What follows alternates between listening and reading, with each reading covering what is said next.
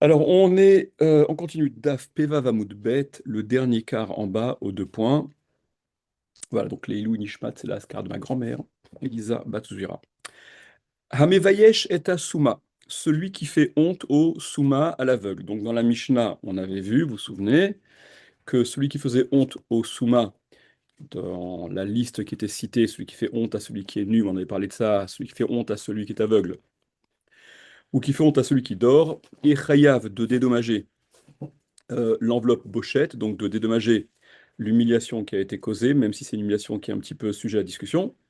L'Agmara dit Matnitin delo que Rabbi Yehuda. Notre Mishnah ne va pas selon Rabbi Yehuda. Donc l'enseignant de notre Mishnah, déjà, on peut en exclure Rabbi Yehuda. Détania, selon ce qu'on a enseigné dans une Braïta, Rabbi Yehuda Omer, Rabbi Yehuda dit Souma en lo bochette. Le Souma n'a pas de bochette. Le Souma n'a pas de bochette, ça veut dire quoi? Prenez Rashi. De l'Oké Rabbi Yehuda. Donc, notre Mishnah, elle ne va pas selon Rabbi Yehuda. De Amar qui a dit Souma en lo bochet, que le Souma, l'aveugle, n'a pas de honte. Qu'est-ce qu'il n'a pas de honte, n'a pas de bochette. Im biesh chavero patour. Si il a, lui, fait honte à son prochain, hein, il est patour de payer. Ou matnitin katane, et dans notre Mishnah, on a enseigné, souvenez-vous, c'est une déduction qu'on avait déjà fait dans le Hamoud précédent. Dans la Mishnah, on a enseigné que celui qui fait honte à celui qui dort, il est chayav de payer. Mais celui qui dort, veyachen chez Biesh, patour. Celui qui dort et qui fait honte, lui, il est patour de payer la honte, parce qu'il n'a eu aucune intention de faire honte puisqu'il dormait quand il a fait honte. Et dit Rashi, dans notre Mishnah, on a enseigné que Yachen chez Biesh patour, celui qui dort et qui a fait honte est patour, ou Besuma lotanachi. Et au sujet de l'aveugle, on n'a pas enseigné ainsi. C'est-à-dire, dans la Mishnah, lorsque la différence entre celui, lorsque la différence, elle existe, dans le cas du Yachen, par exemple, de celui qui dort, que celui qui fait honte à celui qui dort est chayav de le dédommager par rapport à l'humiliation qu'il lui a causée, même si encore une fois, c'est pas l'humiliation, elle ne sera perçue qu'une fois réveillée, par exemple. Par contre, le Yachen, celui qui, étant endormi, fait honte et pas tour, puisque la Mishnah a explicitement fait la différence entre le Yachen qui est sujet à la honte ou le Yachen qui causerait une honte, et il y a la différence à faire, Chayav ou Patour, et que cette différence n'a pas été faite au sujet du Souma, que dans la Mishnah, on a simplement dit Hamevayesh et Asuma, celui qui fait honte à l'aveugle, et Chayav, sous-entendu, et le Souma qui fait honte, il est lui aussi Chayav. Il y a pas de différence à faire. Donc c'est ce que Rachid dit. Rachid dit, puisque Rabbi Yehuda dit que le Souma n'a pas de bochette. N'a pas de bochette, c'est-à-dire quoi? C'est-à-dire que Imbiesh Ravero Patour, s'il a fait il a fait honte à son prochain, l'aveugle, il est patour. Ou matnitin katane, mais notre Mishnah, nous, ce qu'elle a enseigné, c'est que yachen chez biesh patour, celui qui dort et qui fait honte est patour. Ou besuma lotanachi, et au sujet du souma, ma Mishnah, au sujet de l'aveugle, la Mishnah n'a pas fait cette différence. Il car, par conséquent, souma chayav, le souma, l'aveugle qui aurait fait honte, il est chayav d'après notre Mishnah. Ok, donc voilà pourquoi notre Mishnah ne peut pas aller déjà d'après Rabbi Yehuda. Allez, prenez Tosfot rapidement. Souma en lo bochet, le dernier Tosfot des petites lignes là. Souma en lo bochet, le Souma n'a pas de honte. Des Souma chez Biesh Patour. Donc ça signifie, d'après Rabbi Yehuda, que le Souma qui aurait fait honte est Patour. Aval, mais Hamevayesh et Souma à Chayav. Même d'après Rabbi Yehuda, celui qui fait honte à l'aveugle est Patour. Parce que la façon dont on rapporte les propos de Rabbi Yehuda, hein, c'est vrai que c'est un peu ambigu. Rabbi Yehuda, il dit, c'est ce que la Gemara ramène dans la Braïta, hein, il dit le Souma en lo bochette. Il n'a pas de bochette. Il est comme s'il n'était pas sujet à ce point-là, à la honte. Ça sent, limite, de façon première, ça s'entend comme voulant dire, il n'a pas de honte, donc il ne bénéficie pas de cette enveloppe de honte si lui a été victime de la honte. D'accord? C'est ce que Tosfot viennent, euh, dire le contraire et de façon à insister. Attention, des Souma chez Biège Patour, Souma une Bochette, que ça veut dire si lui, il a causé une honte, il est pas tour. Aval, mais, Amevayesh et Asuma, celui qui fait honte à l'aveugle, Chayav, il est Chayav. Deha, excusez-moi, j'aurais dû peut-être continuer la Gemara d'abord pour voir pour comment tout saute. Revenez à la Gemara, on va voir tout saute juste après. Revenez à la Gemara. Donc, encore une fois, Matnitin de Luc Rabbi Yehuda, notre Mishnah ne passe selon Rabbi Yehuda, des Tanya, selon ce qu'on a enseigné, on a enseigné dans une Braïta.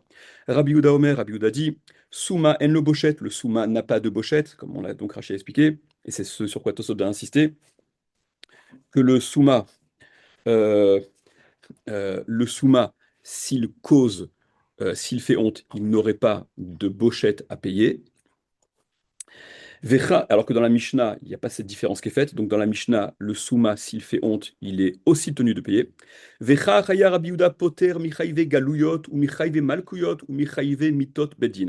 Et ainsi, Rabbi Yehuda, qui donc, comme on vient de dire, euh, dédouane le Souma, l'aveugle, qui aurait fait honte de payer, de dédommager ce bochette-là, Rabbi Yehuda, il était plus que jusque, il était encore plus jusque boutiste par rapport aux pturim, aux dispenses dont bénéficie le souma l'aveugle, puisque, c'est ce que dit là, donc c'est les mots qu'on vient de lire, là, dans la Braïta, Vecha chaya Rabbi Yehuda poter, et ainsi Rabbi Yehuda, il était poter également, il dispensait également, michaïve galuyot, des cas de chiyuv galut, des cas d'obligation d'exil. Le chiyuv galout, vous vous souvenez, c'est lorsque un individu tue béchogeg, tue de façon involontaire, sans préméditation qui a précédé, sans volonté de donner la mort. Dans un tel cas, alors c'est tout un pérec, hein, c'est le deuxième pérec de Maseret Makot, et Louhen à Golim, voici ceux qui sont Golim. Quels sont ceux qui sont concernés par la galoute? Voilà, il faut s'inscrire dans un intervalle. Il ne faut pas que la mort qui a été donnée involontairement, elle soit issue d'une trop grande pshia, d'une négligence stupide. Dans ce cas-là, on ne peut pas bénéficier, entre guillemets, de la galoute. Et il ne faut pas non plus que ce soit une mort qui a été causée involontairement, certes, mais euh, de façon tout à fait euh, honnête, cas de force majeure. Le type, il est chauffeur de, je vous donne un exemple, le type, il est chauffeur de métro et de train, et un type se jette sous les roues du métro, il n'a pas tué Béchogag, là, il pouvait absolument rien faire. Bon, c'est un cas un peu. euh, non, justement, non. L'exil ne concerne que ceux qui s'inscrivent dans un meurtre péché. Non, non, non. Frapper, c'est ce qu'on a vu dans les psukim. Frapper, on peut pas dire, je lui ai mis un coup de couteau, mais je voulais pas le tuer. Ça marche pas. Il, non, non, non, non, non. Il a pas initié le coup. Il y a plusieurs cas. De façon, les cas qui sont, les cas qui sont donnés, c'est les cas qui sont donnés dans la première Mishnah du deuxième pérec de Makot. Il est question de euh, celui qui montait sur une échelle et en montant de l'échelle, il tombe, il tue quelqu'un, ok? Ou bien il était en train de monter un seau, et en faisant monter ce seau, alors là, la corde se casse, ou le taux lui échappe, ou il fait une espèce de truelle, d'accord? Il a un instrument, il est en train de cimenter son toit, et malencontreusement, la truelle lui échappe de la main. Alors il y a des différences qui sont à faire là-bas, entre est-ce que ce qui précédait c'était un mouvement ascendant, un mouvement descendant. D'accord, je pense, là, pour l'instant, venez.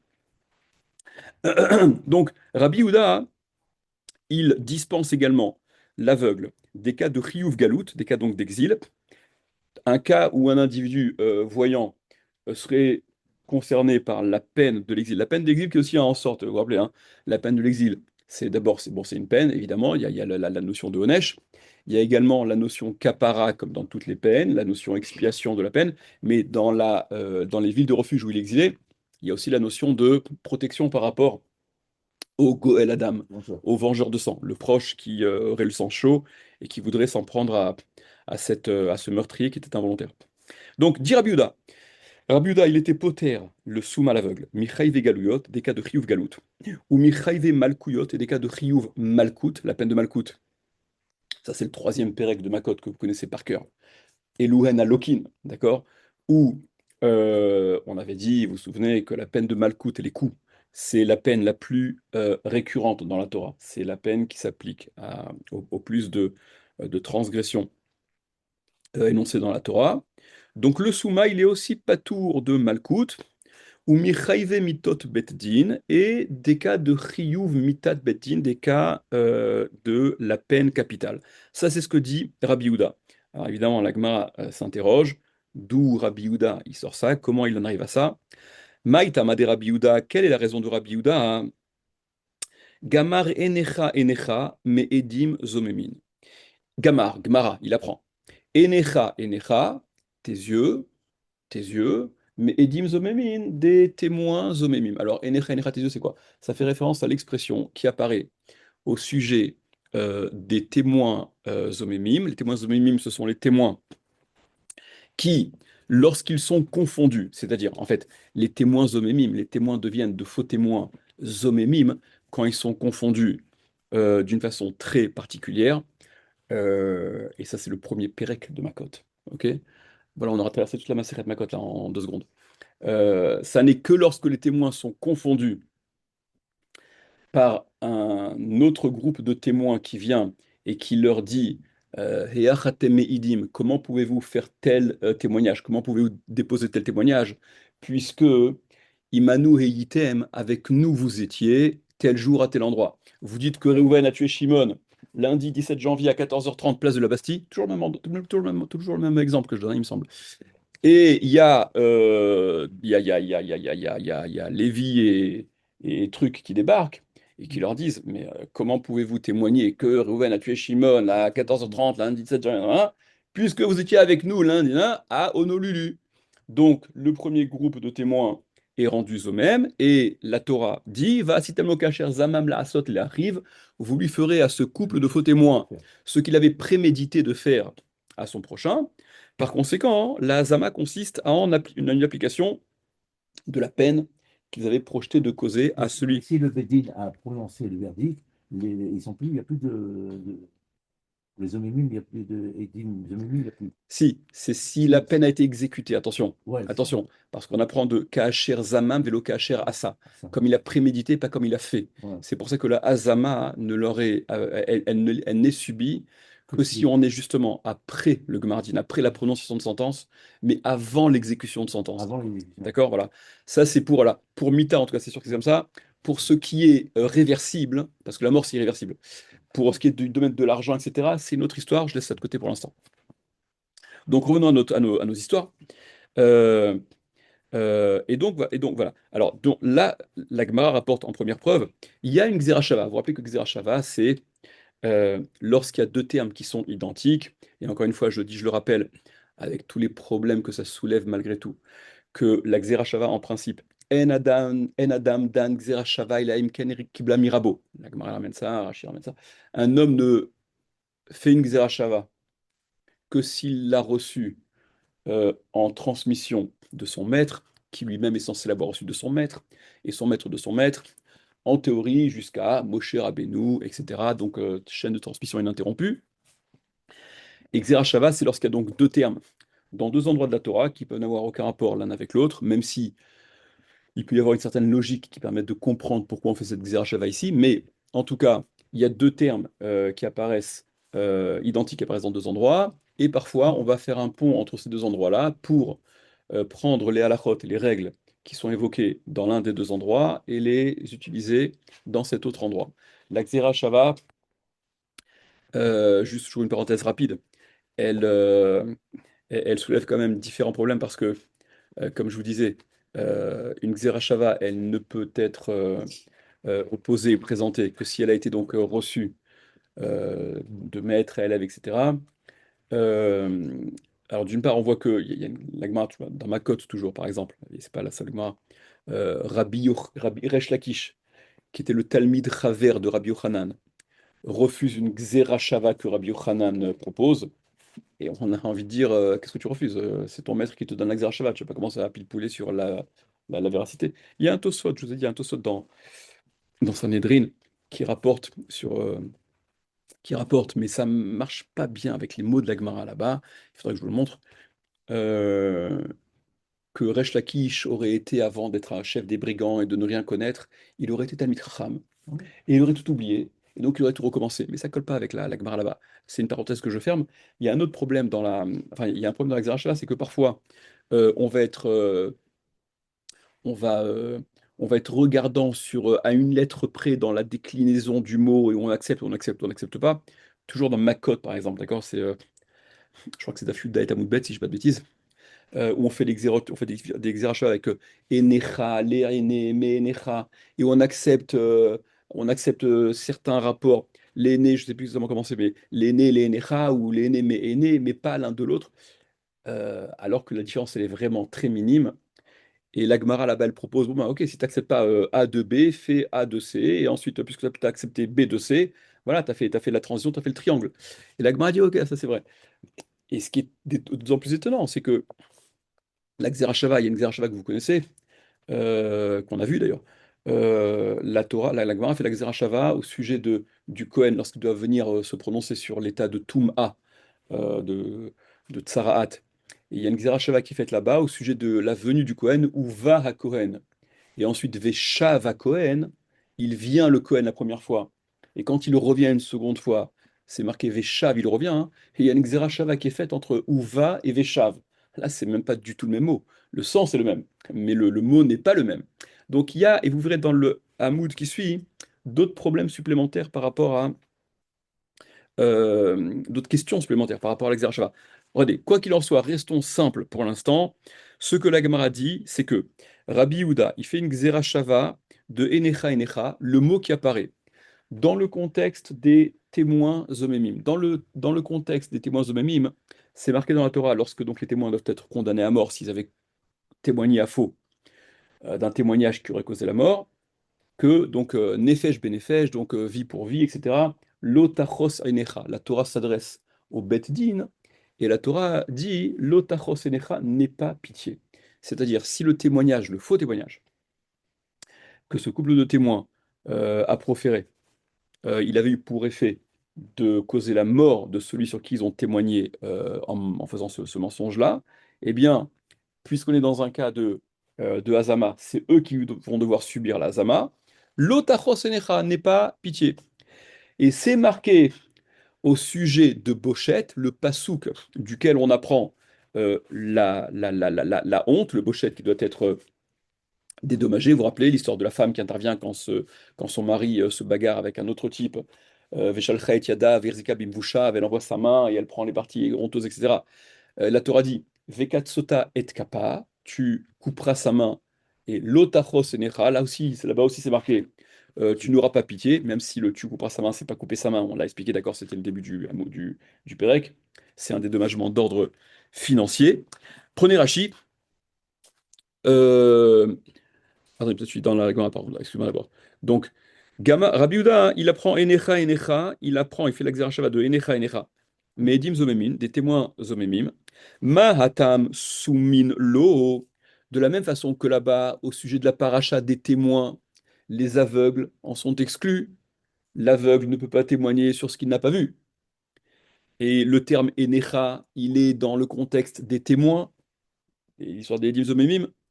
Afacha, ici aussi, au sujet de Bochette, Soumin, l'eau, les aveugles, non, les aveugles ne sont pas concernés par Bochette. Voilà donc la première source qui nous permet de comprendre pourquoi Rabbi Houda, dans cette braïta, dit que Souma en lo Bochette, que le Souma n'a pas de Bochette. Et comme Rachid l'a dit hein, juste avant, et c'est ce qu'on va voir dans Tosot qui insiste, non pas qu'il ne reçoit pas le Bochette, mais qu'il ne paye pas le Bochette. Ok? De la même façon qu'il n'est pas concerné par le témoignage, il n'est pas non plus témoigné par cette obligation de payer le Bochette. Prenez Rachid. Euh, des Bedim, moi je sais pas si c'est en gras dans les anciennes éditions, enfin dans la mienne en tout cas. Rachid, il n'est pas en gras, la Bedim Zomemim Ktiv. Il est au milieu du Dibour Amatril d'Elo Kerabiouda. Peut-être il est en gras chez vous, je sais pas. Il n'est pas en gras chez vous non plus? Ok, il aurait dû, je pense. Alors, ouais. Bon, Bedim Zomemim Ktiv, au sujet des témoins Zomemim, c'est écrit Lotachos Einecha Alav, n'aie pas pitié sur lui. Si il est chayav de Hazama, tu lui appliques la Hazama sans état d'âme, ou avec des états d'âme, en tout cas, tu dois l'appliquer. Bevoshet Nami, au sujet de la honte aussi, donc cette enveloppe, ce dédommagement-là, c'est écrit, Ktiv, c'est écrit également, Vekatsota et Kappa, tu lui couperas la main, d'accord, c'est une histoire, c'est en fait coupé, c'est financier. Lotachos Enecha, tu n'auras pas pitié, donc Enecha Enecha, Edim, les témoins, Ifshar Besoumin, c'est impossible avec des aveugles, des Bainan Reiya, puisqu'il y a besoin qu'ils aient vu, des Imlora Shekatayado Shel Chavero, Heyach Yaïd, car s'il n'a pas vu qu'il lui a coupé la main à son prochain, comment il va témoigner qu'il lui a coupé la main? Vous remarquez qu'il y a le petit cercle là, avec la barre, c'est Gilayon Achas, c'est les notes de Rabbi Akiva Eger. Rabbi Akiva Eger pose la question, il demande, il dirait dans le Gilayon Achas, dans une marche quelque part, à droite ou à gauche, selon vos éditions, Rabbi Akiva Eger, il dit Tamouali, je comprends pas. Hayachol le'aïd shera kodem shenistama, chez Zekatayado. Il dit, mais je comprends pas. Maintenant, il est aveugle. Mais s'il a vu quand il était avant d'être aveugle, quel est le problème qu'il témoigne? C'est parce qu'il est aveugle qu'il peut pas témoigner. S'il a vu un truc et il est devenu aveugle ensuite, il n'y a pas besoin qu'il soit témoigner. Ah bien qu'Ivaga ramène la Chitata Roche, que d'après le Roche, non, en état de. Le Mahamad Haïdout, l'état de témoignage, doit se faire que s'il est voyant. Voilà, bon, bref, venez, on avance sur le. Euh, alors, revenons à Tosfot. Souma en le bochette. Regardez. Souma en le bochette. L'aveugle n'a pas de bochette. Rachi, Tosfot disent des Souma chez Biesh, Patour. Parce que le Souma, donc Tosfot là explique ce que Rabbi Houda dit, en ayant dit le Souma n'a pas de bochette. Encore une fois, naturellement, ça s'entendrait plus de premier abord comme signifiant il ne bénéficie pas de ce bochette. Tosfot disent non, comme ce que disait Rachi. Des Souma chez Biesh, donc le Souma qui a fait honte est pas tour de payer. C'est lui qui ne doit pas payer.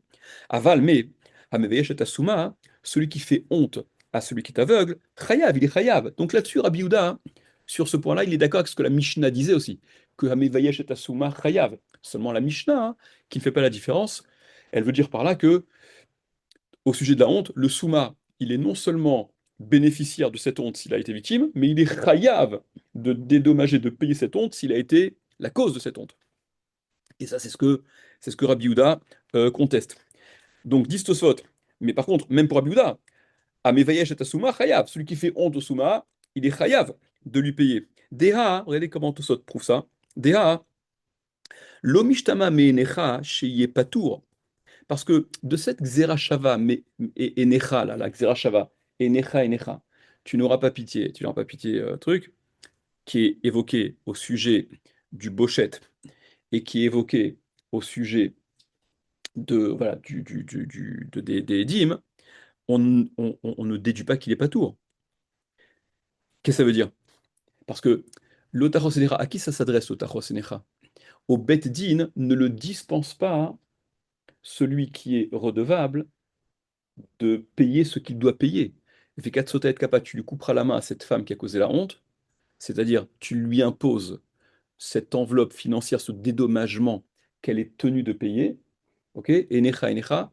Donc là, tu vois nulle part que celui qui a causé la honte, que tu ne vois nulle part que celui qui a causé la honte, il est dispensé de payer cette honte. Enecha, enecha, ça te permet simplement de faire le pont et de voir que n'est pas concerné, euh, ne peut pas intervenir au sujet du témoignage, le Souma. Et donc, au sujet de la honte, il bénéficie aussi d'une exemption, mais pas de payer. Mais pas de payer s'il a causé une honte. Pardon, mais il bénéficie d'une exemption, il bénéficie d'une exemption de dédommager cette honte. Encore une fois. Tosfot disent de la Xerashava, Enecha, tes yeux, donc le même terme qui apparaît dans le contexte de Bochette et dans le contexte du témoignage, ça ne te permet absolument pas de déduire que l'aveugle ne bénéficie pas de la honte dont il aurait été victime. Ok? Ça te permet simplement de savoir que lui n'est pas dans cette paracha de celui qui fait honte. D'accord? Et Necha, c'est-à-dire que ce qui est dit au sujet de Edim, il n'est pas concerné par la possibilité d'aller témoigner, il n'est pas concerné par la possibilité de faire cette honte, de causer cette honte. Mais il n'est pas, il est pas puni de ne pas être destinataire de cette enveloppe-là. Vechen mashma mitor pirush hakutras, et Tosot disent, et ainsi il en ressort de l'explication de Rashi, qu'on a vu, des Piresh, qui a expliqué Rashi, des diek matnitin des lokera biuda.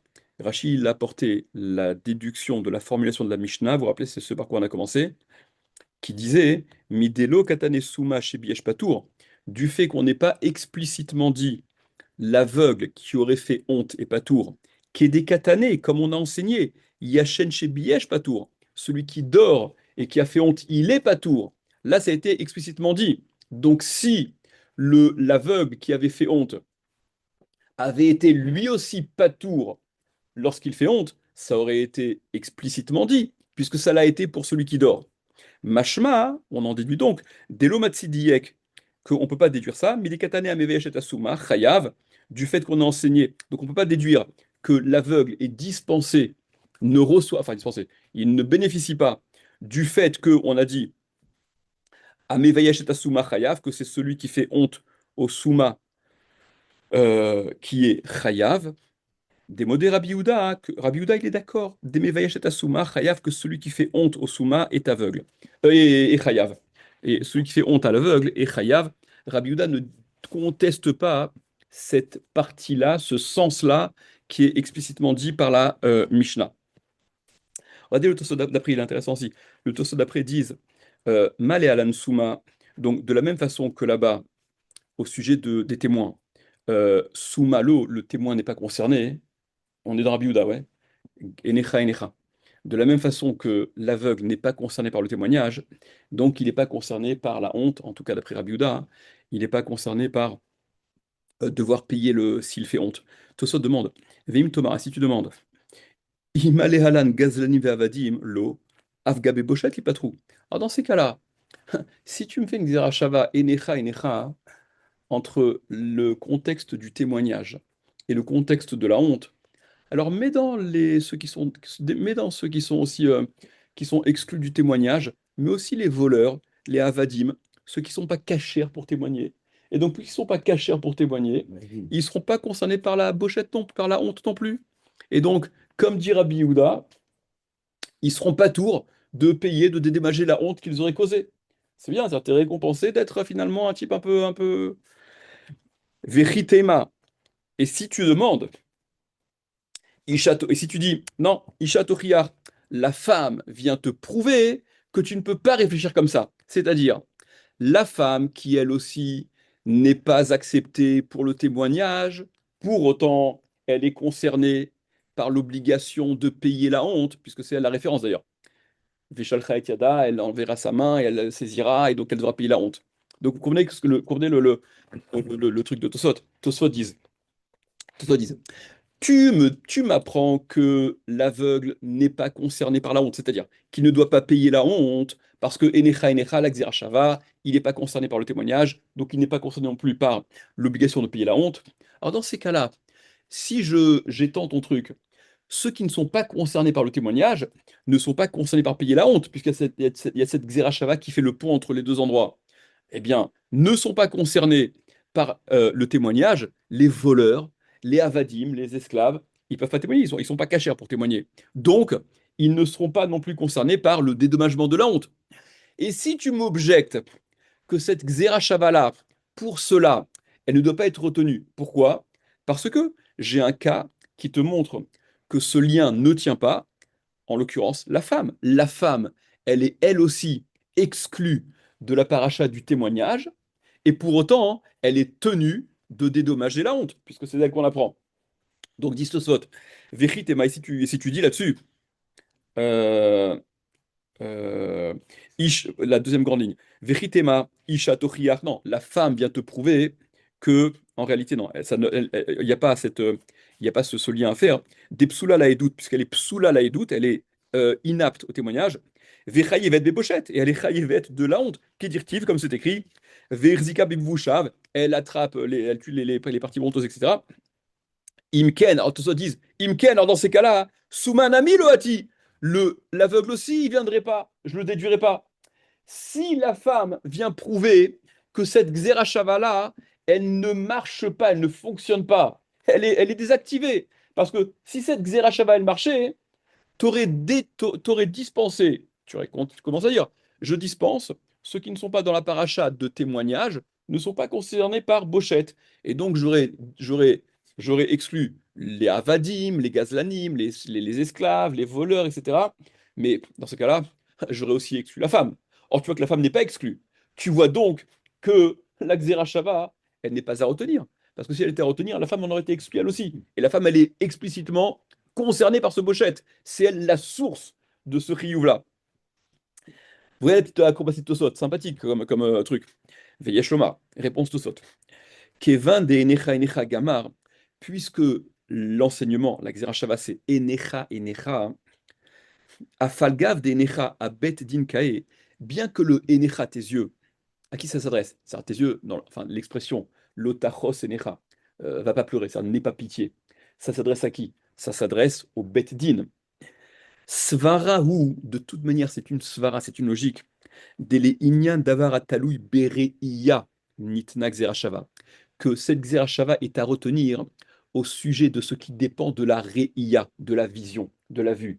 Et donc n'est concerné par cette xerashava-là que le souma, que celui justement qui ne voit pas.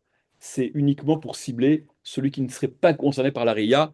Donc c'est une xerashava qui est extrêmement circonscrite du fait du terme qu'on utilise pour la Xerashava. Il y aurait à creuser et à pilpouler un peu sur ce Tosot, mais on avance. Je reviens à la Gemara, Rabotai. Revenons à la Gemara. Donc voilà, on a rapporté la source qui permet, d'après Rabbi Yehuda en tout cas, d'exclure le souma, l'aveugle, du chiyuv de Bochette, de payer lui le Bochette.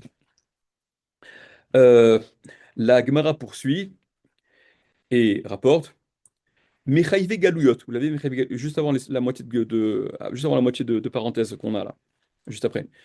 Mechaïve Galouyot, donc il est également patour des cas de Chiyuv Galout, puisqu'on a dit Rabbi Yehuda, Vechachaya Rabbi Yehuda Omer, et Rabbi Yehuda, il dédouanait l'aveugle non seulement de Bochette, mais également de Galout et de Malkout et de Mita, de l'exil, de la peine d'écou et de la peine capitale.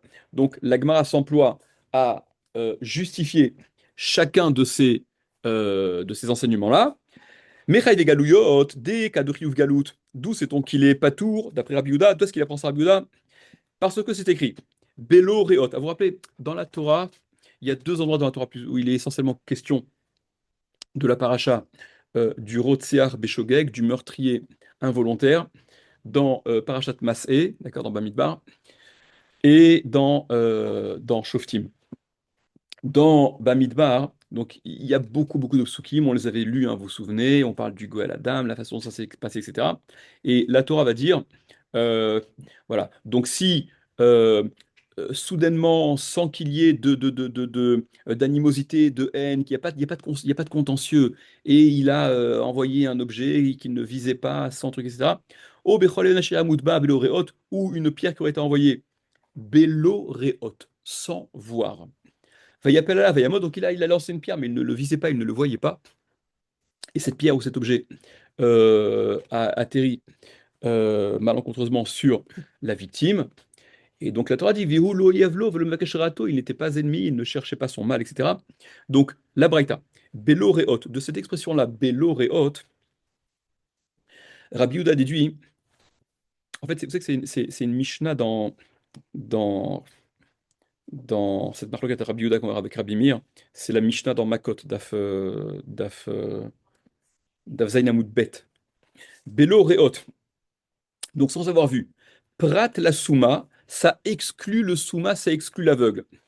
Parce que, je vous dis rapidement, Rachid le dit ici, il me semble. Allez, prenez Rachid. Belo Reot, sans voir. Mashma, ça, on entend de là. Chez Bemakomacher, qu'il voit par ailleurs. Veka Anaya Belo Reot. Et ici, c'était sans voir. Si la Torah te dit, et il a fait ça, il a pas vu. S'il n'a pas vu, c'est qu'il était en mesure de voir. Mais là, il n'a pas vu. Donc, on ne parle pas d'un non-voyant. On parle de quelqu'un qui voit. Et là, la raison pour laquelle c'est Béchogeg, et donc il est concerné par Galout, c'est que dans ce cas-là, il n'a pas vu. Sous-entendu, dans un cas autre, normal, il était en mesure de voir. Dirait Abiuda, ça sert à ce que dit Abiuda. Donc pour Abiuda, l'aveugle est exclu de la paracha de Galout. Rabbi Meir Omer, Rabbi Meir dit, les rabot et souma. Non, au contraire, il faut inclure le souma. Le souma, il est à inclure dans la paracha de Galout, c'est-à-dire dans cette règle, dans cette halakha de celui qui doit être exilé, s'il a tué Béchogeg, la Gemara demande. Euh, non, euh, Rabbi Omer, les rabot et souma. Alors, voilà. Regardez, la Gemara reprend. Maïta Amade Rabbi Yehuda, hein, quelle est la raison de Rabbi Yehuda? Alors c'est un peu étrange parce qu'on a l'impression que la raison de Rabbi Yehuda, on l'a déjà comprise, mais j'avance. Quelle est la raison de Rabbi Yehuda? À Marlach, il te dit Rabbi Yehuda, hein, et là il commence à citer l'extrait qui est dans Dvarim, dans Shoftim. C'est le cas, le scénario que la Torah présente pour donner l'histoire, un peu le contexte, le scénario dans lequel un cas de meurtre involontaire pourrait arriver. Et donc l'histoire qui est donnée par la Torah, Vacher Yavo et Bayar, et celui qui irait avec son prochain Bayar dans la forêt, l'Artov Etzim, pour couper du bois, ok? Et donc Venitra Yado Bagarzel, et donc il va mettre un coup de bois, un coup de hache sur le truc. Venacha la Barzel Mikato, et il y a, alors là-dessus je vous dis, même dans la Gemara là-bas, dans la Gemara dans ma cote, je crois que c'est Daftet Amoudbet, si je ne dis pas de bêtises, il y a une marloquette dans la Mishnah entre Rabbi et les Chachamim. Qu'est-ce que ça veut dire? Venacha la Barzel Mikato. D'après Rabbi, si c'est le fer qui quitte le manche et qui va se planter dans la victime, c'est pas de ça dont parle la Torah. D'après les Chachamim, oui, c'est précisément de ça. Venacha la barzel mikato. Ah, toi, si toi, tu peux dire contre Rabbi, t'as le droit, t'as le droit de dire contre Rabbi. T'as le droit. C'est ce que les Chachamim disent. Que ça signifie bien ça, que justement, en mettant un coup de hache, le fer, il a quitté le manche, il s'est arraché du manche, et il a malheureusement, d'après Rabbi, c'est pas ça. La Gemara explique là-bas pourquoi il y a la marloquette. D'après Rabbi, c'est en mettant un coup de hache sur l'arbre, il y a un copeau de bois qui a fusé et qui a plus qu'une écharde. Un petit copeau quand même. Voilà. Et quoi qu'il en soit, le contexte qui est donc cité là-bas, et celui qui irait dans la forêt avec son prochain, etc., l'argent.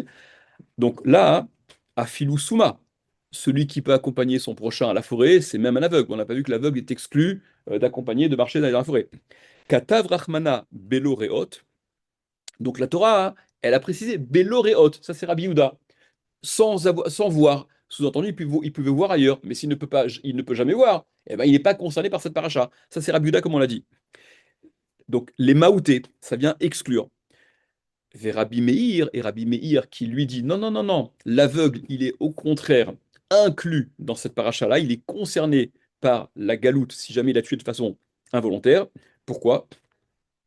Katavrachmana Beloreot, les Maoutés, parce que la Torah a écrit, en effet, Beloreot, sans voir cette même expression-là, les Maoutés, pour exclure. Le problème, c'est que la Torah n'a pas écrit que ça. Vechatav Rachmana, c'est Rabbi Meir qui parle. Et elle a écrit la Torah, Rachmana, et elle a écrit également la Torah, Bivli Da'at. Il y a aussi l'expression là-bas dans Dvarim. Bivli Da'at, sans savoir. Cet accident, il a été fait sans savoir. Les maoutés, c'est encore une seconde exclusion. Ave mi'ut achar mi'ut, je traduis, j'expliquais. Ave mi'ut achar mi'ut, c'est donc un mi'ut après un autre mi'ut, c'est donc deux exclusions redondantes. Ve'en mi'ut achar mi'ut, et là les rabotes, et il n'y a de mi'ut après un mi'ut, il n'y a d'exclusion après une exclusion que pour venir justement inclure. Un peu comme maths, moins par moins, ça fait plus. Alors c'est-à-dire, Rabbi Meir dit que l'exclusion, si elle avait été unique, Beloréot, qui aurait donc dédouané l'aveugle du Riyuv Galout, ok, mais puisqu'il y a une deuxième fois où c'est répété, alors exclusion sur exclusion, ça vient justement inclure quelque chose. D'ailleurs, Tosot pose la question, bah, dans ces cas-là, fais aucune exclusion, et tu l'aurais gagné. Bon, Tosot demande ça. Mais alors, la question qui se pose, et alors, vers Rabbi Yehuda, et Rabbi Yehuda, alors, cette deuxième exclusion-là, si la deuxième exclusion, cette redondance d'exclusion, c'est justement pour réinclure quelque chose, Bivlida, qu'est-ce qu'il fait quoi de ce Bivlidat, de sans savoir? Parce que quand tu vois pas, bah, tu sais pas. Tu as besoin de dire, il a pas vu. S'il a pas vu, c'est qu'il sait pas. S'il sait pas, c'est qu'il a pas vu. Donc, comment Rabbi Yehuda euh, utilise-t-il ce bivli da'at, ce sans-savoir, pour que ce ne soit pas considéré comme une deuxième exclusion qui, dans ce cas-là, l'aurait obligé d'être en accord avec Rabbi Meir et d'inclure le souma, l'aveugle? La Gemara dit, euh, et Rabbi Yehuda, haou bivlidat, ce bivlidat, là, cette expression bivlidat, sans savoir, prat la mitkaven ou deata, ça vient exclure celui qui a eu l'intention. Alors, la Gemara, elle est très, elle fait vraiment l'économie d'expliquer, on ne comprendrait pas grand-chose. Il faut voir là-bas la Gemara dans ma cote. La Gemara dans ma cote explique là-bas, la Gemara dit là-bas, prat la mitkaven, la harog et behema ve'harag et adam. Ça vient sûr, celui qui avait la kavana, l'intention de tuer un homme, un animal, mais il a tué un homme. D'après Tosfot, ils étaient les deux là, il a visé l'animal, il a mal visé, il a tué l'homme. Ou bien prat les nefel, d'autres cas un peu comme ça, un peu similaires. Euh, Beaucoup dans donc la cave. Comment? beaucoup dans la forêt, tout ça. Non, non, non, pas forcément. Là, le mythe, c'est-à-dire que ce qui nous intéresse, c'est que Rabbi Yehuda utilise cette expression belo bivli da'at sans savoir, sans intention, comme désignant sans intention. Ce n'est pas ce qu'il projetait de faire. Et c'est malencontreusement une maladresse, une erreur, un truc. Voilà ce pourquoi utilise, ce pourquoi utilise c'est pourquoi il utilise Rabbi Yehuda cette expression-là de Bivli Da'at. On continue, Rabotai.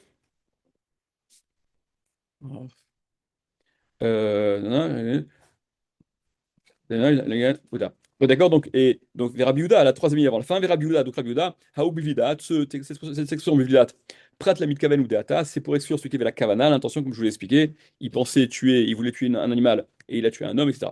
Des, ou Deata, c'est venu pour ça. Chayve mitot bedin. Ok, on a déjà répondu. Pourquoi, d'après Rabbi Yehuda, le souma l'aveugle, il n'est pas concerné par Bochette, en tout cas de devoir payer Bochette. Il n'est pas concerné par Galout.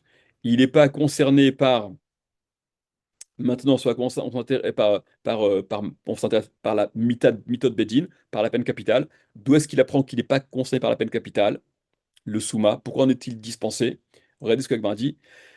Chayve mitot bedin, les cas de chiv mitot bedin, atia rotseach mechayve galuyot. Il apprend en faisant une xerashava, encore une xerashava, d'un terme identique, en l'occurrence rotseach, rotseach c'est l'assassin, le meurtrier, qui est employé dans le contexte de celui qui est chayav mitat bedin, de celui qui est euh, passible de la peine capitale. Et le mot Rotsear, il est aussi employé dans le contexte de celui qui est Chayav Galout, le meurtrier involontaire. Et comme au sujet de la galoute, il a prouvé juste avant Rabbi Yehuda que le Souma en est dispensé, il en est exempté. Donc maintenant, ça c'est une xéracheva un peu en deux temps, ça aussi c'est intéressant. Et donc celui qui serait Chayav Mitad Bedin, il est dispensé puisque on fait le pont entre ces deux endroits de la Torah, parce qu'il y a le même terme, Rotsear, Rotsear, l'assassin involontaire, qui est, dont on parle pour la galoute. Et d'après Rabbi Yehuda, l'aveugle est dispensé de galoute, comme on vient de le voir. Donc le terme Rotsear, qui apparaît dans la paracha du Chayav Mitat Beddin, celui qui est passible de la mort, de la peine capitale, s'il est aveugle, il en est aussi dispensé. Regardez, prenez Rashi, Atia Rotseach Michaï Vegaluyot, ça vient, dans le sens, il apprend, de Rotseach, l'assassin, qui est évoqué aussi dans les cas de Chayav Galout, de l'exil. Bémit active, au sujet de la mort, c'est écrit, et c'est un passage que vous connaissez en plus, qui va évoquer des souvenirs chez vous. C'est marqué dans la Torah, Lotikru kofer les nefesh. Ne prenez pas de kofer pour la vie, c'est-à-dire celui qui a ôté la vie de quelqu'un ne peut pas être s'en tirer en dédommageant, en payant. On parle d'un meurtre volontaire, évidemment. Vous vous rappelez ou pas? Daf Pegimel Amoud Bet, c'était le premier Amoud le premier Amoud du Pérec duquel on apprenait, on se servait de ce pasouk pour apprendre que justement, ça n'est que lorsqu'il s'agit de la vie qui a été prise, que ça ne peut pas être dédommagé financièrement, mais si c'est un membre qui a été amputé, un ézec, là, le dédommagement se fait justement financièrement. Bon, quoi qu'il en soit, Rachi rapporte, c'est marqué au sujet de celui qui a tué. Et donc, s'il a tué les Chayav Mita, l'otikru kofer les nefesh, rotsear, vous ne prendrez pas de rachat pour celui de l'assassin qui a pris une vie. Et là, le problème, c'est que la question qui se pose, c'est que, mais attends 2 secondes. Donc ça n'est évoqué que au sujet de celui qui est Chayav Mita, hein, mais parce qu'il a tué. Mais étendre ça à tous les autres cas de Chayav Mita, hein, tout celui qui serait passible de la peine capitale, dans tous les cas, il en serait dispensé à cause de cette Xerashava, hein. Là, c'est un peu plus exagéré déjà. Ça que si on s'en tient stricto sensu à la Xerashava, c'est quoi? La Xerashava, c'est que le terme Rotsear, meurtrier, il est employé dans le contexte de celui qui a tué, et donc il est chayav mita, il est passible de mort, passible de la peine capitale, il ne peut pas s'en dédouaner en monnayant cette obligation-là, et comme il y a le mot rotsear ou begalout ktiv, et au sujet de galout dans l'exil, c'est écrit l'anus shama rotsear, qu'il puisse s'enfuir là-bas, dans l'une de ces villes de refuge, le rotsear, l'assassin, le meurtrier involontaire. Donc on fait le pont, comme je vous ai dit, puisque l'aveugle, d'après Abuda, il est dispensé, il est exclu de l'obligation, de la peine d'exil, il est également exclu de la peine capitale. Et ce à quoi on peut se demander, mais là, l'histoire de la peine capitale dont il est question, ça n'est que dans le cas de celui qui a tué, mais un type qui serait Khayav Mita pour une autre raison, pourquoi un type dispensé? Bon, ça c'est une question qui. Je continue la dernière ligne en bas, à bataille. Euh... rigolote.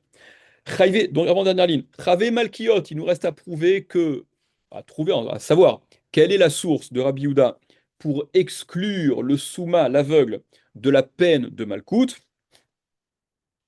Chavé Malkuyot, les cas de Chiv Malkout, la peine des coups. Atia Racha Racha, Michael Mitot Bedin. Il apprend du terme, encore une Zerachava. Racha Racha, le Racha, qui est évoqué au sujet de celui qui est Chayav Mitat Bedin, de la peine capitale. Et on vient de prouver, d'après Rabbi Yehuda, que le Souma, l'aveugle, est dispensé, n'est pas concerné par la peine capitale. Et comme au sujet de la peine capitale, il y a aussi le mot rachat, mais que ce mot rachat, il est aussi évoqué au sujet de la peine de Malkout, Vehaya imbinakot rachat, ce sera au cas où le rachat, il est chayav Malkout, rachat, rachat, rachat, tu fais le point entre les deux. De la même façon que l'aveugle n'est pas concerné par la peine capitale, il n'est pas non plus concerné par la peine de Malkout. Prenez radé. Atia rachat, rachat, mitod bedin. Rachi, est-ce qu'il y a un rachi ou pas? Euh, ouais, regardez, les trois dernières lignes de Rashi. Malkout Ktiv, au sujet de Malkout, c'est écrit Im binakot aracha, passouk que vous connaissez, hein, on l'a vu dans Makot et au tout début de la Masechet et dans le troisième Pérec évidemment. S'il est Chayav Malkout, le rachat, ou Bemit active, et au sujet de la mort d'appel capital, c'est écrit Asher ou rachat lamout, celui qui est rachat lamout au point de devoir être exécuté. Donc Zerachava qui nous permet de déduire que ça suit le même régime.